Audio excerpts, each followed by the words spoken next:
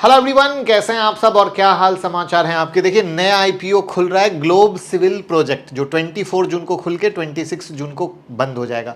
वैसे तो 24 जून को करीब 4 आईपीओ एक साथ खुल रहे हैं। सबके बारे में हम वीडियो 1 बाय 1 बनाएंगे और हमारी वेबसाइट पर आप एसएमई आईपीओ के बारे में भी जान सकते हैं। हिंदी इंग्लिश दोनों में ब्लॉग पढ़ सकते हैं और ग्रे मार्केट प्रीमियम भी आप चेक कर सकते हैं। गुड न्यूज, 25 जून से शुरू होने जा रहा है हमारा स्मार्ट मनी मास्टर क्लास। रात में 9 बजे बेसिक से एडवांस तक सिखाएंगे, जिससे आप इंट्राडे, स्विंग, पोजिशनल सब कुछ कर सकते हो। चाहे वो कैश हो, चाहे फ्यूचर हो, चाहे ऑप्शन हो, क्रिप्टो हो, कमोडिटी हो, कहीं भी बिंदास सीख कर ट्रेड करोगे। हैंड होल्डिंग सपोर्ट मिलेगा, रिवीजन क्लास मिलेगा, स्क्रीनर मिलेगा। दिन भर बच्चों की तरह देखने की जरूरत नहीं, बिंदास ट्रेड कीजिए, पैसा कमाइए और घर जाइए। अभी कभी 9708094321 पे कॉल कीजिए। तो चलिए शुरू करते हैं कि भैया कंपनी अच्छी है या खराब है, क्योंकि आईपीओ में कभी भी अच्छा और खराब बिना दोनों समझे पैसा नहीं लगाना चाहिए। तो हम देखने की कोशिश करेंगे रेवेन्यू कहाँ से आ रहा है, किस तरीके से काम कर रही है, क्या फंडामेंटल लेवल है, क्या वैल्यूएशन है, पीयर से कैसे है।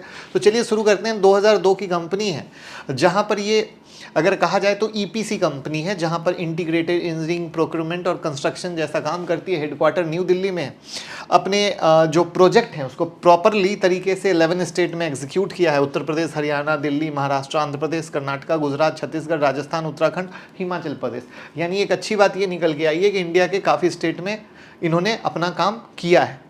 अब 37 प्रोजेक्ट कंप्लीट कर लिया है, 12 ऑनगोइंग प्रोजेक्ट चल रहे हैं, जिसमें 5 सोशल और कमर्शियल प्रोजेक्ट हैं। अब यहाँ पर हमने डेटा उठाया है 31 अगस्त 2024 का, जहाँ पे इनका जो ऑर्डर बुक है वो 8929.45 मिलियन का है, जो 14 प्रोजेक्ट को कवर करते हुए है। जिसमें अगर हम 6 इंफ्रा के प्रोजेक्ट की बात करें तो सोशल और कमर्शियल प्रोजेक्ट हैं, 3 इंफ्रा के प्रोजेक्ट की बात करें तो ट्रांसपोर्ट और लॉजिस्टिक के हैं, 4 नन इंफ्रा की बात करें तो हाउसिंग प्रोजेक्ट है और 1 नन इंफ्रा की बात करें तो कमर्शियल ऑफिस प्रोजेक्ट है। ये दिखाने का मकसद ये था कि जब भी कोई कंपनी इंफ्रा का काम करती है तो सिर्फ इंफ्रा कह देने से काम कंप्लीट नहीं होता है, वो कहाँ कहाँ किस सेक्टर में किस सेगमेंट में काम कर रही है ये भी समझना जरूरी होता है। इसीलिए हमने इसको लाया है। 112 लोगों की इनके पास टीम है। तो यहाँ पर अब जब भी हम पैसा लगाते हैं तो वो इंडस्ट्री कैसी है, इंडस्ट्री का ग्रोथ लेवल क्या है, वो समझने की ज़रूरत है। तो यहाँ पे इंडियन रियल एस्टेट विजन 2047 जो रिलीज़ हुआ था, उसमें ये कहा गया था कि बाय 2047, ठीक है, मतलब 2022 से 2047 तक जो ये मतलब इंफ्रा का लेवल है वो USD 477 बिलियन है, जो बढ़कर हो जाएगा 5.8 ट्रिलियन USD का। इसका अर्थ है 12 फोल्ड का जंप है। यहाँ पर आपको बता दूं कि जो इकोनॉमी में जो कंट्रीब्यूशन है 15% का करने वाला है जीडीपी में, जो कि अभी 7.3% का है। यानी इंफ्रा हमारे देश में बहुत तेज़ी से बढ़ने वाली है। अब इस इंफ्रा के बाद इसको और तोड़ते हैं तो रेसिडेंशियल रियल एस्टेट मार्केट जो है वो भैया 299 बिलियन USD से बढ़कर 3.5 ट्रिलियन USD हो जाएगा। अगर हम बात करें ऑफिस रियल एस्टेट मार्केट की तो वो 40 बिलियन USD से बढ़कर 473 USD हो जाएगा। अगर हम वेयरहाउसिंग मार्केट की बात करें तो 2.9 बिलियन USD से बढ़कर 34 बिलियन USD हो जाएगा। यानी पूरे सेक्टर में अच्छी खासी ग्रोथ आप देखते हैं। और वहाँ पर आपको साफ देसी भाषा में बता दें तो 10.51% CAGR का ग्रोथ आप यहाँ पर देख पा रहे हो। 24 जून को खुल के 26 जून को बंद हो जाएगा। प्राइस बैंड 67 से 71 का है। टोटल इशू जो है 119 करोड़ का है और फ्रेश इशू भी 119 करोड़ का। यानी जितना आईपीओ से पैसा रेज होगा वो पूरा कंपनी में जाने वाला है।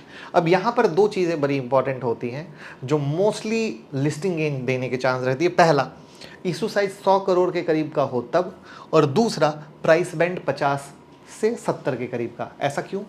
जो रिटेलर होते हैं ना, उनको सस्ता शेयर बहुत पसंद आता है और वहाँ पर पता नहीं उनको क्या लगता है मल्टी बैगर बन जाएगा तो लिस्टिंग गेन के chances as a psychology base पर बढ़ जाते हैं। बट मैं ये लोगों की बात कर रहा हूँ, मैं अपनी बात लास्ट में करूँगा। वैसे अप्लाई करने के लिए डीमेट अकाउंट चाहिए होगा तो डीमेट अकाउंट का लिंक डिस्क्रिप्शन और कमेंट में पिन है, ओपन करके सपोर्ट कीजिए तो हमें भी बहुत अच्छा लगेगा। अब यहाँ पर अगर हम इनके ईयर ऑन ईयर परफॉर्मेंस पे देखें तो आप देखोगे एसेट 2022, 2023, 2024 में इंप्रूव हुआ है। रेवेन्यू देखोगे अगेन इंप्रूव हुआ है। प्रॉफिट आफ्टर टैक्स देखोगे तो मस्त इंप्रूव हुआ है, 3 गुना। नेटवर्थ में इंप्रूवमेंट है, रिजर्व एंड सरप्लस में इंप्रूव है और कर्ज में भी थोड़ा इंप्रूव है। इसको इसलिए नहीं पकड़ा कि ये क्वार्टर है, तो एक क्वार्टर को दूसरे क्वार्टर से कंपेयर करते तो ज़्यादा मज़ा आता, इसीलिए मैंने इसको छोड़ दिया है।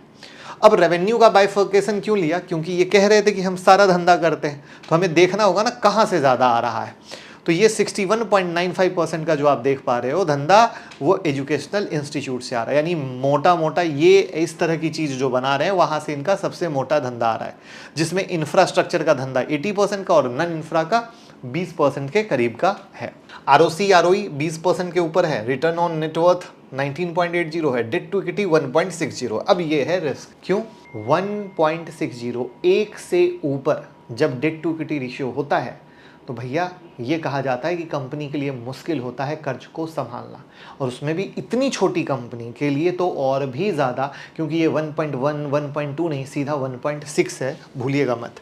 पी 17.88 है और इंडस्ट्री पी 19.96, तो एट पार ही कहेंगे, कोई बहुत सस्ता तो कहेंगे नहीं कि कोई छोटी कंपनी है तो आपको लुभाने के लिए अंडर वैल्यू आ रही है, ऐसा आप नहीं कह सकते हैं, ठीक है। अब हमने कंपेयर किया पीयर कंपैरिजन में, तो अगेन मोटा मोटा वही कहानी आप देख पा रहे हो। तो अब ये पैसे का क्या करेंगे, तो देखो अब गौर करो, फंड जो चाहिए कैपिटल रिक्वायरमेंट के लिए वहीं पर जाएगा और कैपिटल एक्सपेंडिचर के लिए जाएगा। इसका अर्थ ये है कि जो पैसा आ रहा है उसमें से 1 रुपया भी कर्ज चुकाने में नहीं जाएगा, इसको भी मत भूलिएगा, ठीक है। अब कंपनी का स्ट्रेंथ और वीकनेस क्या है, तो स्ट्रेंथ है कि हाई प्रॉफिट मार्जिन का धंधा है, जिसमें एबिटा मार्जिन 15.43% और पिट मार्जिन 6.93% पे है। जो पीयर से जब हमने कंपेयर किया तो वहाँ पर अच्छा निकल के आ रहा है। इसके लिए हमने पूरे एक एक कंपनी को पकड़ा, उसके चीज़ों को देखा, तब हम ये डेटा बता रहे हैं, ठीक है। उसके बाद 37 प्रोजेक्ट को कंप्लीट कर दिया, 13 चल रहा है, जिसमें क्लाइंट में एम्स एनआईटी जैसे नाम आ रहे हैं। ऑर्डर बुक के बारे में मैंने बताया ही कि इनका ऑर्डर बुक बहुत अच्छा है, जिसमें मार्च 2025 का भी लेटेस्ट डेटा हमने यहाँ पर लिया तो 6,691 मिलियन का इनके पास डेटा है। प्रमोटर के पास 20 साल का एक्सपीरियंस है, जो अच्छी बात है, लेकिन अब आता है रिस्क क्या है, जो मैं हर बार बात करता हूँ, ठीक है।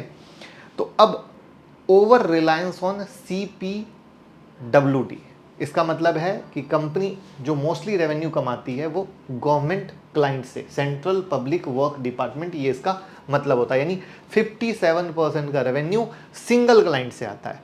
और कभी भी धंधा किसी एक क्लाइंट पे इस तरीके से टिका हो वो कहीं से अच्छा नहीं होता है। वीक रेवेन्यू ग्रोथ है, तो रेवेन्यू ग्रोथ जस्ट 7.8% का CAGR है, जबकि इंडस्ट्री एवरेज 15% का है, तो यानी सीधा आधा है। तो इससे क्या होगा, लॉन्ग टर्म स्केलिंग में जब तक रेवेन्यू नहीं ग्रोथ करता है ना, तो लॉन्ग टर्म स्केलिंग में कंपनी के लिए स्केल करना बहुत मुश्किल बात होती है, ठीक है। उसके बाद कहते हैं कि इन्होंने बहुत सारा बीड डाला था, मतलब जब ऐसे प्रोजेक्ट उठाने होते हैं तो बीड डालना पड़ता है। तो आप गौर करो, 11 बीड में सिर्फ 1 बीड इनको मिली, यानी अर्थ समझ रहे हो, ऑर्डर पकड़ने में भले इनके पास ऑर्डर बुक हो, बट अगर 11 बीड लगा के 1 बीड ले रहे हैं तो कितना पुअर रेशियो है, इसको समझना जरूरी होगा, स्पेशली छोटी कंपनी है तो, ठीक है। और 60% रेवेन्यू कहाँ से आया, एजुकेशनल इंफ्रा से आया। तो अगर एजुकेशन में कोई भी पॉलिसी शिफ्ट आती है, किसी तरह का भी आता है, तो वो यहाँ पर मामला फंस सकता है। तो दिस इज द पॉइंट जहाँ पर निगेटिव भी आपके सामने है। अब इसके GMP की बात करें तो हम अपनी ही वेबसाइट से दिखा रहे हैं, finovings.com से, जिसका लिंक डिस्क्रिप्शन में है। तो अभी ग्रे मार्केट प्रीमियम सिर्फ 9 रुपये का चल रहा है, अभी उतनी बज क्रिएट नहीं हुई है। रीज़न क्या है, मार्केट बहुत ही अनएक्सपेक्टेड चल रहा है। तो ग्रे मार्केट प्रीमियम कभी भी लिस्टिंग की दिशा नहीं तय करता है, बट कंपनी एक मिक्स जगह पे बैठी है, मिक्स छोटी कंपनी का रिस्क है। तो भैया थोड़ा सा वेट एंड वॉच कीजिए, चीज़ें और क्लियर होती हैं तब आप विचार कीजिएगा। और भैया कैसी लगी एनालिसिस कमेंट में बताइए।